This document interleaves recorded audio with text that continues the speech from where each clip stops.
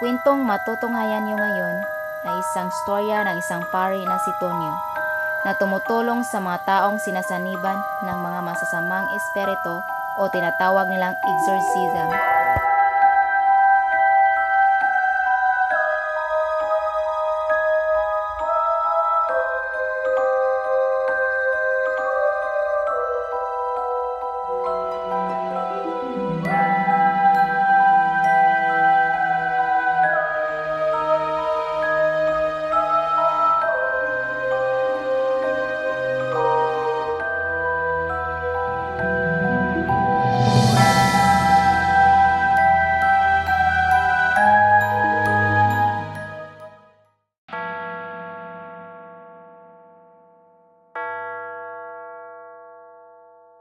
Bata pa lang si Tonyo ay sinasama na siya ng kanyang lolon na si Apo sa simbahan. Sa simbahan kung saan nakita ni Tonyo ang isang babaeng sinasaniban ng masamang espiritu.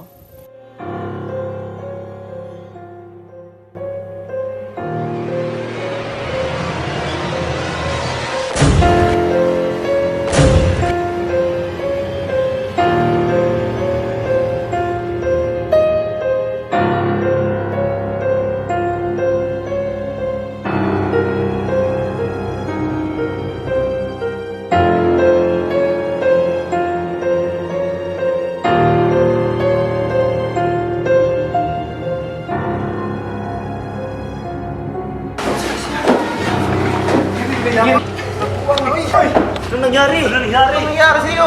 Hoy, Ano? Uy, tangina pa lang Hoy!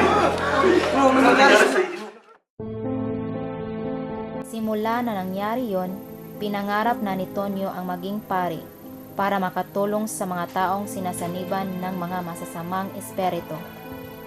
Noong una, natatakot siya pero alam niyang may Diyos siyang kasama na hindi siya pababayaan. Kaya natupad ang pangarap ni Tonyo na maging pari. Kaya ngayon, nadestino siya sa tuburan. Assistant lang siya ni Father Rivalo dahil bago pa lang siyang natanghal na pari. Nandito ngayon si Father Tonyo sa Mulobulo kasama ang mga kabataan sa parokya para sa kanilang ministry. Parang youth camp ito. Wala si Father Rivalo kaya si Tonyo ang naging kasama ng mga youth.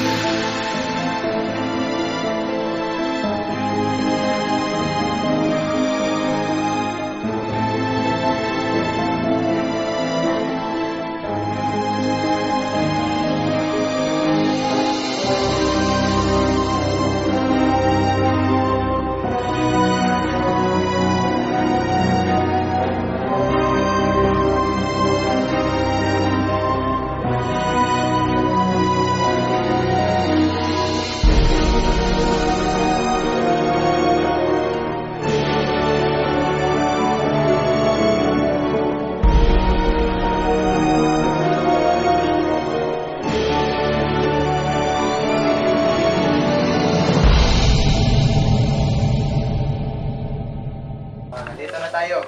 Dito niya lang ilagay yung mga gamit at saka ingat kayo. Enjoy na kayo. Okay, Father. Okay, Father.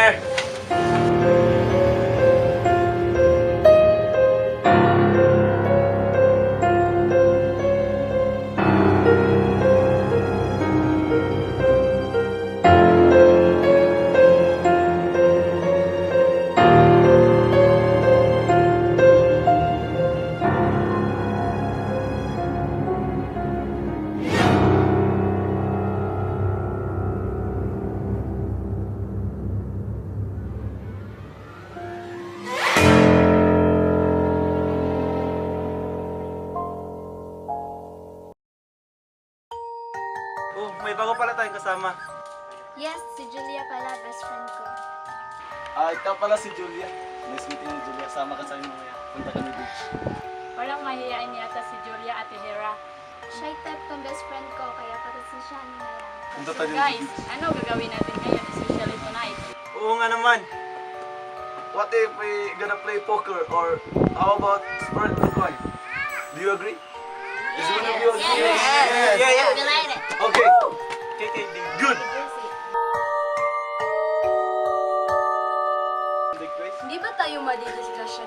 Hindi naman siguro, Jade. Total, nasa isang kwarto lang tayo. Wala namang mangyayaring katuwaan lang at abangan lang natin, di ba? Oo nga naman, Jade. Sige, game ako niyan. Mamayang gabi na yan. Game! So, tara, ligo na tayo. Tara. Yes. Pwede ba magdala tayo sumali sa kalabusan? Yes, kasuhan. Itong KJ.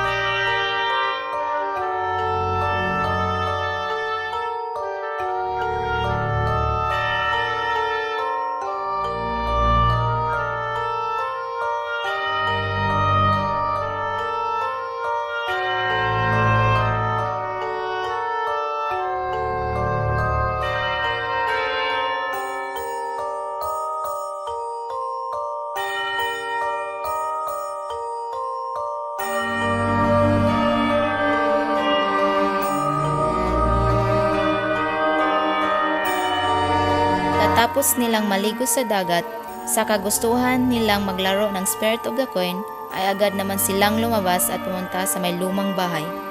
Hindi masyadong malayo ang lumang bahay sa bahay na kung saan sila nakatira muna. Sa una, hindi pa sumang-ayon si Julia, pero wala siyang magawa dahil pinipilit siya ng kanyang kaibigan. Ayaw din naman niya na maiwan doon sa bahay na mag-isa.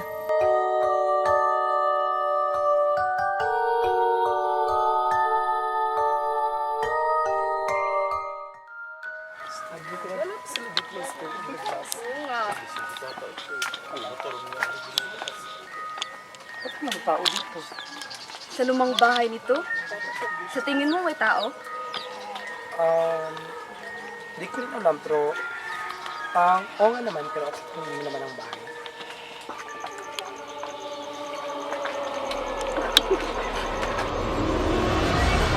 Simulan na natin, guys! Sige. Halika, Julia. Tabi tayo. Sige.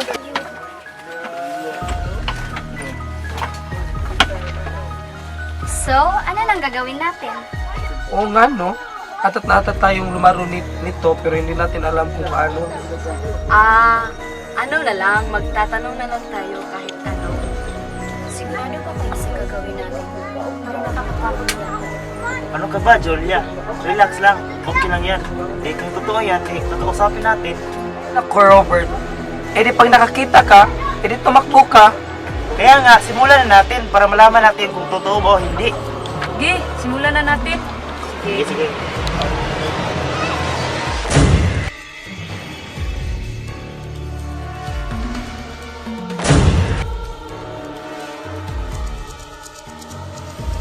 Guys, may tao sa likod ni Julia. Babaeng kulo ng dugo.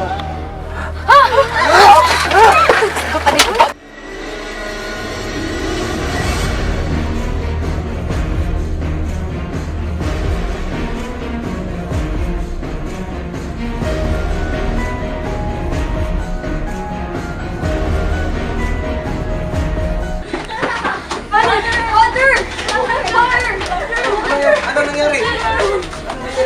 Father, may nakita niyo sa kinababae ko. Ha? Babae? Saan? Doon po sa lumang bahay ba din?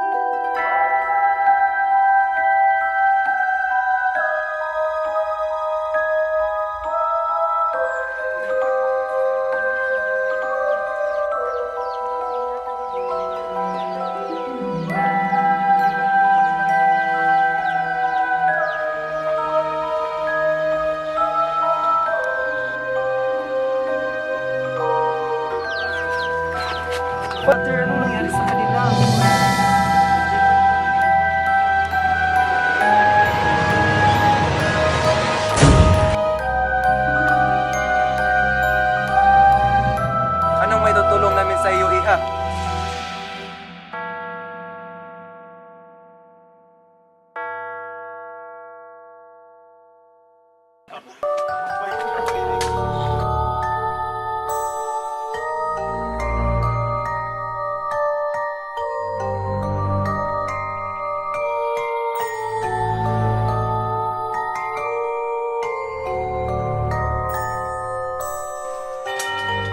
puntahan natin.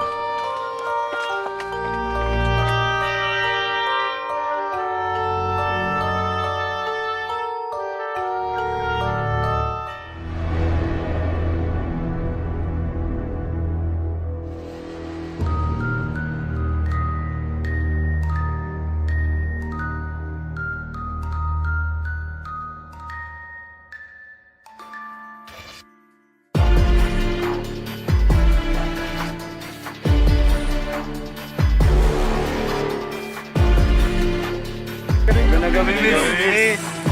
Ganda mo, daw, miss, ah. Pare, ang sarap ng babae na yun. Oo nga. Tara, huli natin. Okay, huli yun. Dito! Dito! Huwag ka maglala. Tulungan niyo ako! Huwag kang maingay.